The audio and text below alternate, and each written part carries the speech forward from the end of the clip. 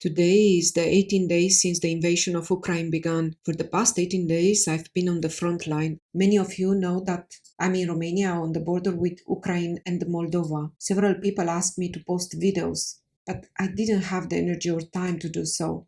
After taking an hour break today, I made this video for you.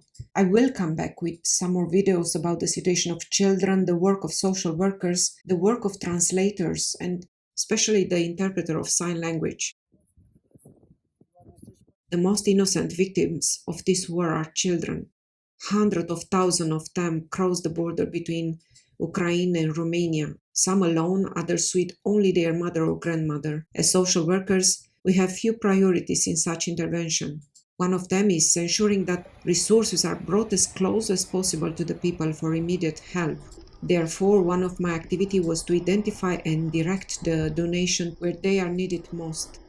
I was receiving this donation from Volkshilfe, Austria, so I find a place for them where people are arriving after crossing the border. Here we are in a camp run by the Inspectorate for Emergency Situations, ISU. Families come here to feed their children, to rest, to change clothes, to eat something warm, or to make their plans for travel.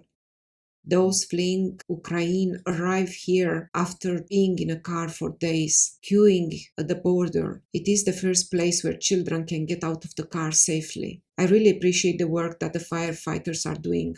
They really want to ensure that they have everything for the people arriving. In another video, I will talk about their work. The products will not last for a long time, but this support is very important for the moment.